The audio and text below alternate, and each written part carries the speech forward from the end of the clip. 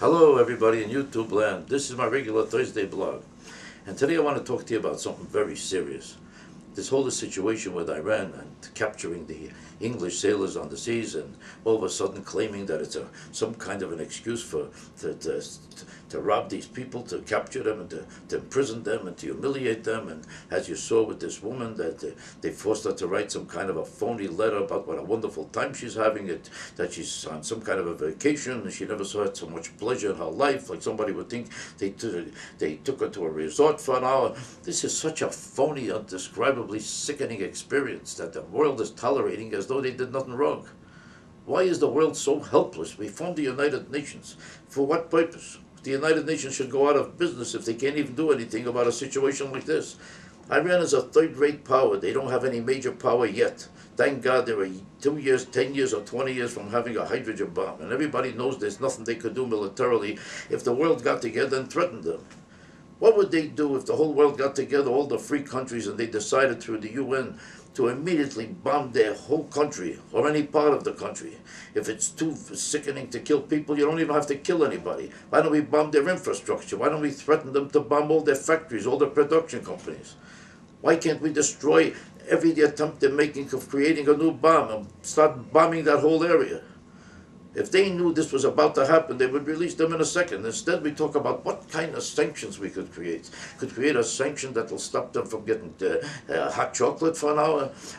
Or do we have a sanction that's going to make sure that when children go to school, instead of cookies, they're going to have some kind of a cake that maybe they'll get nauseous from a pretzel? Maybe we should maybe we should start telling people that when they get married, instead of having an apartment, they're going to have trouble getting new dishes. What is the new threats we're making? That we're going to maybe we're going to stop sending over Pepsi Cola for a month? What are we going to do that's going to be terrorizing them?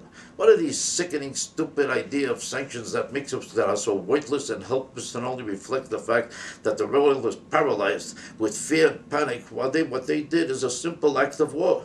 Instead of grabbing these sailors on the seas, let's assume they did something worse and grabbed these same sailors in the country itself. Let's assume they invaded the land of London, of England, of Great Britain. Let's assume any part of their country they decided to invade it and grab a bunch of soldiers instead of sailors from their own country. Would we still say, well, it's only an incident and we should try to see if we should squash it, swell it, do something about it that led up to nothing except threats and conversation that will go nowhere about the possibility of new sanctions while they humiliate them and make these people suffer? These people are now suffering. We heard of what they did to them in the last time when President Carter was president in 1979 or 80 when they grabbed those people and made them hostages. You know how they treated them? One of them was actually killed. Another one was so miserably treated that his brain is still not working. One of them still can't even walk. Another one was threatened and hung by his toes for a week, and he still is hobbling around in the streets and can hardly talk or move. What is this misery that these people have to go through that we are supposed to tolerate in the name of making sure we don't start a war? They started a war. That's an act of war. And just because we don't want to call it an act of war, that's what exactly it is. When you invade somebody else's country and take them hostages, no matter where the sailors were. Even if they were in their territory, they weren't threatening them. They didn't come as an armed group. They can't claim they were spying on them or attempting any nefarious idea that they could consider a threat to their peaceful existence. They were doing nothing of any consequence or any meaning of any significance. And they decided to create an act of war against peaceful people. And that's an act of war. That means they should be immediately treated as if they started a war. And we should immediately let them know that we're going to bomb them out of existence if necessary if they continue this, or if they don't give them back these hostages immediately. Either they get them back or we start a war. And that we're not justified in starting a war is a sickness, it's a disease, it's cowardice and it's helplessness, and it'll only encourage Iran to start wars and humiliate the rest of the world, the rest of our existence. This is the time to stop them, and if we can do nothing about it, it's a sick kind of cowardice. Disband the United Nations, disband your own governments, give up every attempt that you have to call yourself an independent free country, and decide that you're going to be humiliated by any sick dictatorship as helpless and as powerless as Iran is.